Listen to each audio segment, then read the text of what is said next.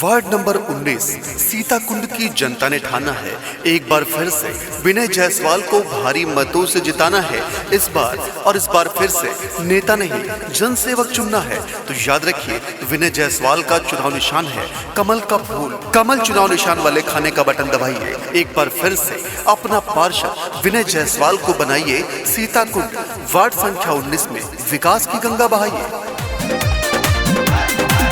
मेरे भैया भूल न जाना, मेरी बहना भूल न जाना। मेरे भैया भूल न जाना, मेरी बहना भूल न जाना। वार्ड नंबर 19 से विनय जायसवाल को जिताना। सीताकुंड की सारी जनता ने ठाना है विनय जायसवाल को फिर से पार्षद बनाना है। कमल के निशान पे जम के मोहर लगाना है। विनय जायसवाल को फिर से पार्षद बनाना है। विगत 15 वर्षों से आपके साथ कंधे से कंधा मिलाकर चलने वाले, आपके हर सुख दुख में आपके साथ खड़े रहने वाले, कोरोना जैसी महामारी में आप सबका विशेष देखभाल रखने वाले आपके भाई विनय जायसवाल को एक बार फिर से जिताइए। कमल चुनाव निशान वाले खाने का बटन दबाइए। आपका चुनाव निशान है कमल कमल कमल।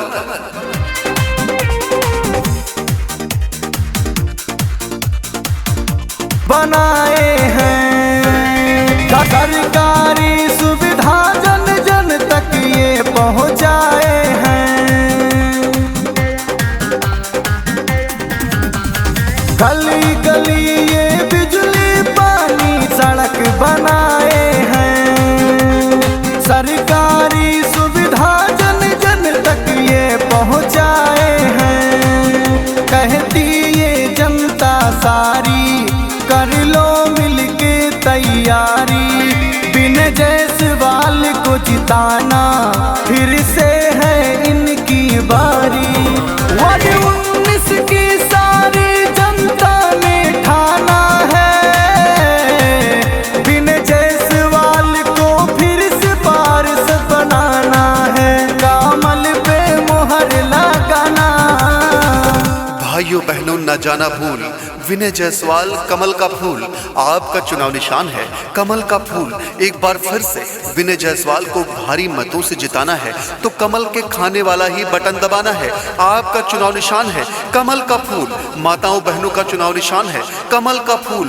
युवा साथियों का चुनाव निशान है कमल का फूल।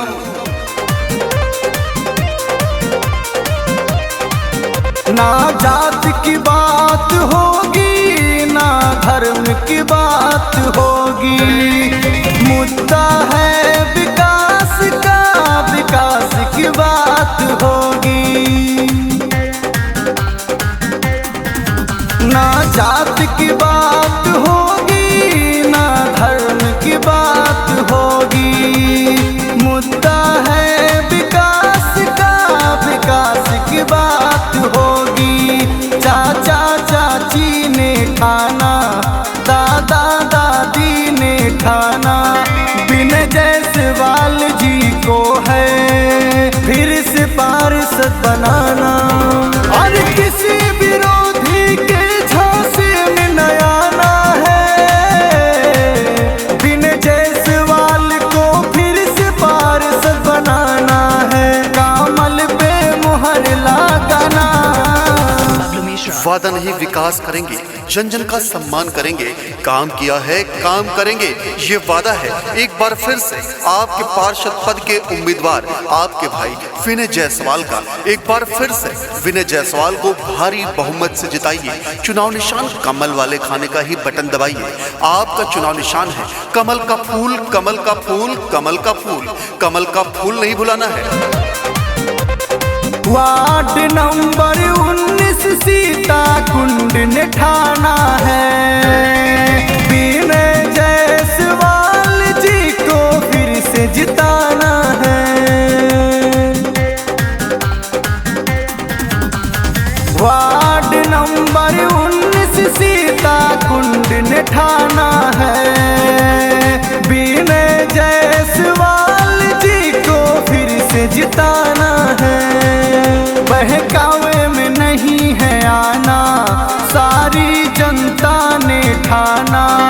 वार्ड नंबर 19 सीता कुंड से अब की फिर से जिताना।